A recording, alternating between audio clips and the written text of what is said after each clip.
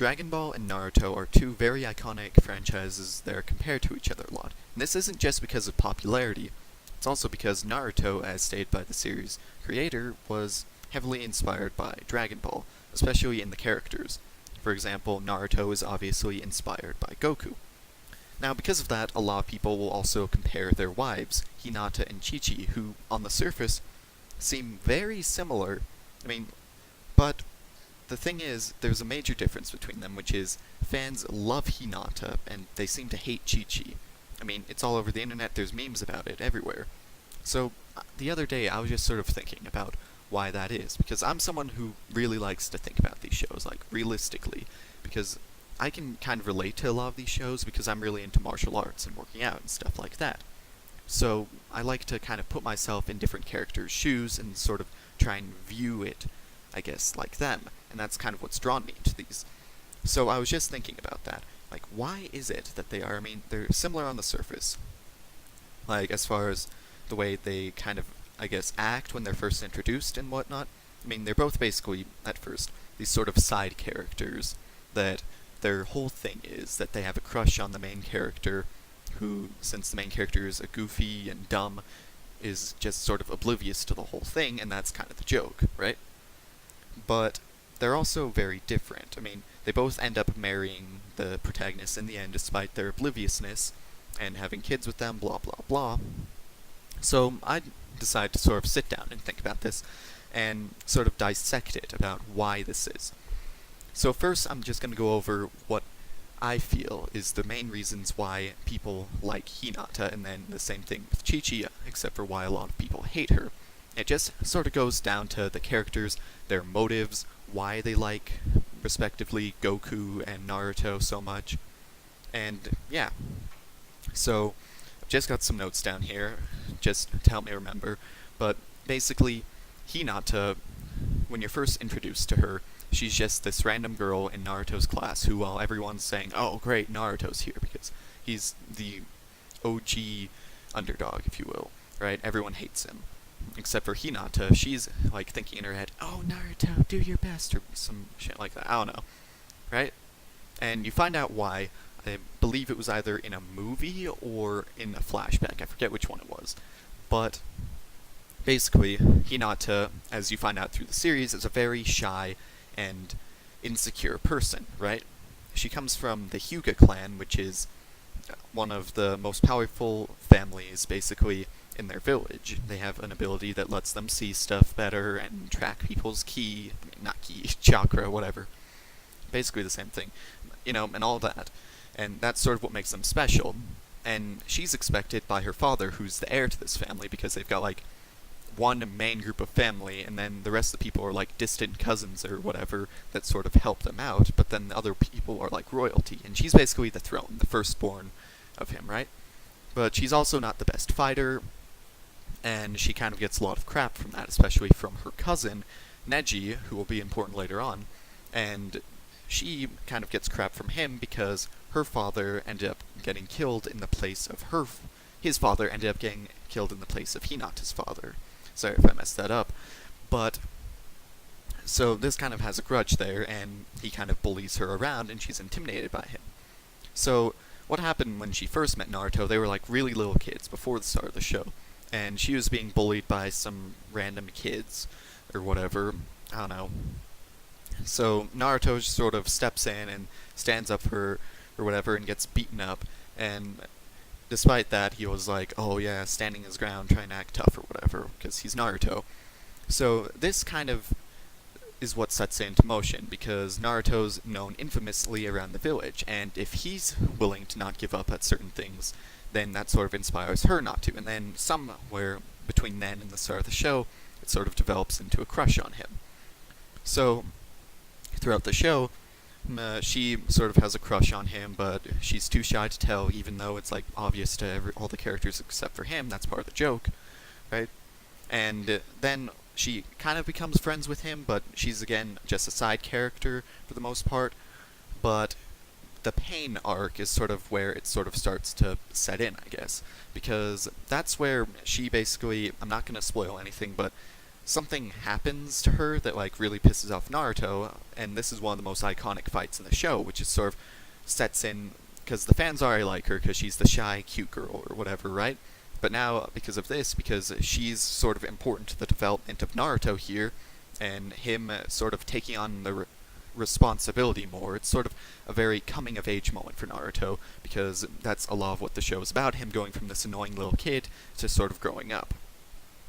So this sort of makes him change, and this, in turn, makes a lot of viewers sympathize, right?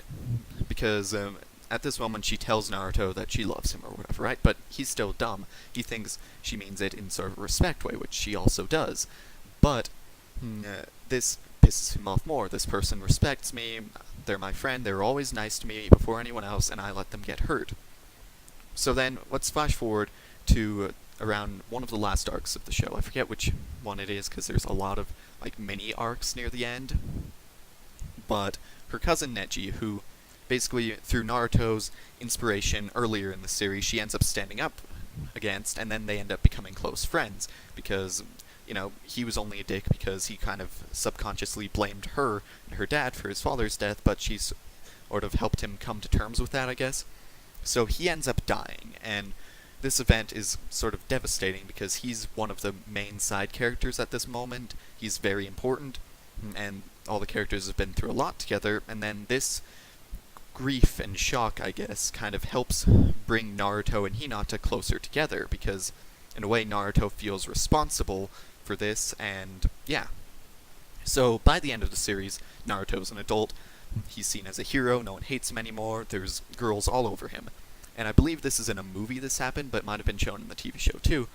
What happens is, I guess, throughout all this stuff, I forget, because it's been a while since I've seen the movie, but what happens along the line is Naruto basically realizes, oh, Hinata's been basically the first person who ever was accepting of me and all this stuff, and realizes, oh, she did like me, and, you know, after the time skip into Naruto Shippuden, which is just basically Naruto older, I think that's what Shippuden means, pretty sure it means older, so when he's like a teenager, Hinata actually gets hot, right? Like, everyone thinks she's freaking hot at that point. So, you've got this hot chick who's always been there for Naruto. She's been some shy, humble person who's gained courage and become sort of a very independent person, I guess, gaining the respect of her dad and stuff, all through the inspiration of Naruto, and that's why she cares so much about him. And then they end up getting married, hoo-ah. Right? So that, I guess, sort of sums up why people love Hinata so much. But why do people in turn hate Chichi? She's similar, I guess, right? Well, let's go to when Chichi first met Goku. They were, like, Goku was 12 and she was 11 or whatever. And basically, her dad, the Ox King, had some important... He had the Dragonball, one of them in his castle, right? Now that about it. That's what they were searching for at the moment. It was the first arc of Dragon Ball, and he had one of the Dragon Balls. I think it was like the 5-star or something. It turns out he was friends with Goku's adoptive grandpa Gohan, and also a student under Master Roshi with him. So, basically, he ends up finding Chichi because they need to get something from Master Roshi to get to the Dragon Ball in the castle because it's like on fire. And Chichi, she's a princess because she's the Ox King's daughter, right? And it's implied upon their first meeting when Goku's on the flying Nimbus, he's like, oh, you have to be pure to ride this. And then she's like, oh, it's okay. I'm the Ox King's daughter. I'm strict.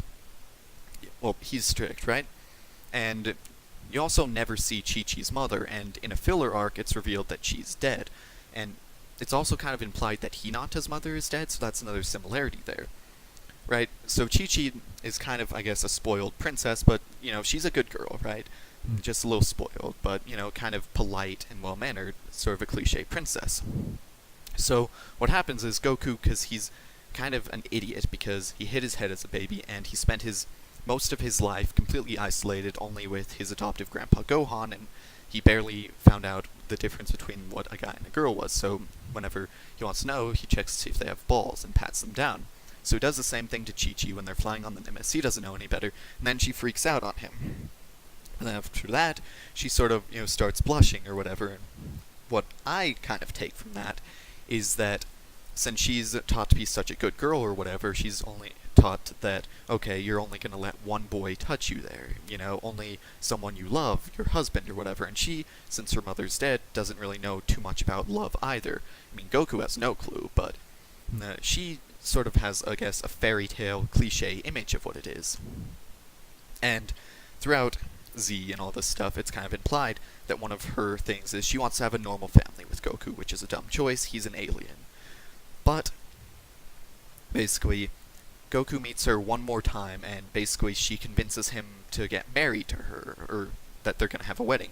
Now, at this point, they're still little kids. She's still 11. He thinks that, oh, a wedding is a kind of food, because he's there eating food or whatever, and then she's like, what about the wedding? And he's like, oh, I'll have that next time, and then just flies off on the Nimbus. So the next time you see Chichi, you only meet her 2 times at the very beginning of the series, and then at the very end of the series, in the last arc, when they're grown up, she meets Goku or whatever, and then she gets pissed at him because he has no idea who she is and doesn't remember.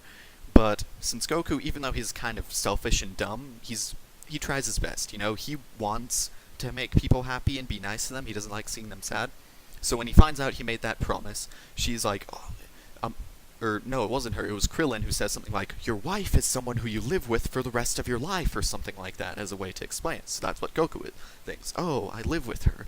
So then, since she's all sad, whatever, he agrees to marry her after that. Which is kind of cute, I guess, but if you think about it, she met this guy twice, and then obsesses with him because, she never really had much of a mom in her life, or her mom died early on, and all this stuff.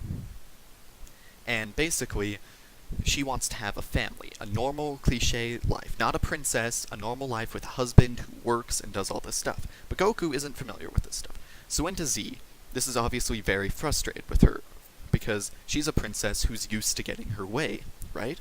So that's why whenever Goku wants to go training or something in Dragon Ball Z, she just starts freaking out. She doesn't know what to do. Because without Goku being a normal dad, she can't sort of live out this fantasy of hers, of having a normal family. Which isn't a bad thing to want, but Goku doesn't even really have a concept of family, as stated by Akira Toriyama. He said he basically views them as companions. They're the same as his other friends. He just happens to live with them, right? So this, in turn, would be very frustrating, because without Goku, her image of having an ideal family, since he was the first guy to ever touch her, he just went Donald Trump on her. But no offense to Trump supporters or whatever. But anyways, so that's kind of what her motivations are. She sees it as, okay, this is the guy I have to end up with. It's like when you're a little kid and you have a crush on someone. You don't really know what love is. Love isn't just being attracted to someone and wanting to be with them. It's caring about their needs before yours, which Hinata obviously does with Naruto at multiple times when she's shown sort of, I guess, sacrificing herself for him, not in a literal sense where she dies, but figuratively, I guess. So with Chichi, people hate her for various reasons. So when you look at it, Chichi likes Goku because she's kind of a spoiled princess who's used to getting her way, and he is the first boy that she ever had a crush on. So this, in turn, would boil her up, and she could have had potential in Dragon Ball. I like Dragon Ball Chi-Chi. She's funnier. She's someone I could stand to be around. But in Z, she kind of turned into this cliche Japanese stereotype mother that's obsessed with studying and stuff like that. But if you look into the character, it can be implied that she just wants to have a normal life. She doesn't want to have to rely on her dad, the Ox King, for money. She wants Goku to get a job, right? She wants Gohan to grow up. She wants him to study so he can get a job that Goku couldn't because he's not educated at all.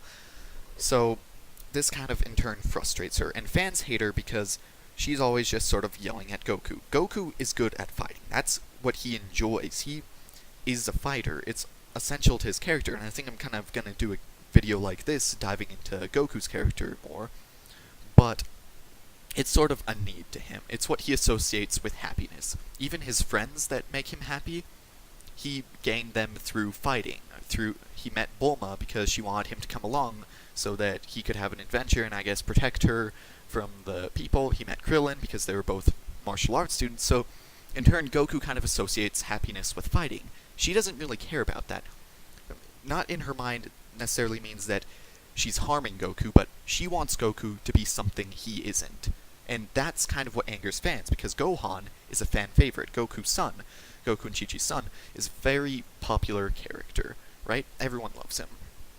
Well, most everyone. And what fans hate is that she's always making him study or whatever, and they kind of blame her for him kind of being a nerd towards the end of Z and Super, with the Great Saiyaman, and with him getting all skinny and stuff, which I don't really have too much of a problem with. I know he's going to get better, not Gohan Blanco, but he's going to be important. But I guess the thing is, people like Hinata because there's development there with that relationship, and there's chemistry. With Chi-Chi, Goku, it's not that he doesn't care about her, but she's one of his friends. He doesn't see her any different from the rest of his friends because he's oblivious and has been isolated for most of his life. And she doesn't give Goku a fair chance. So that's kind of my analysis on why people have the differing opinions on them. I'm sure there are other reasons, but it sort of goes down to Hinata having a sweet, nice personality and caring about Naruto, and Chi-Chi wanting to more give into this fantasy of having a perfect family. And I hope you enjoy this. I will do more videos like this in the future. This was just a topic I kind of wanted to cover. So yeah, thank you for watching, and if you want to see more stuff like this, subscribe, because I'm not a clickbait YouTuber saying stuff like Ultra Instinct Attack Mode Vegeta or whatever. So yeah, bye!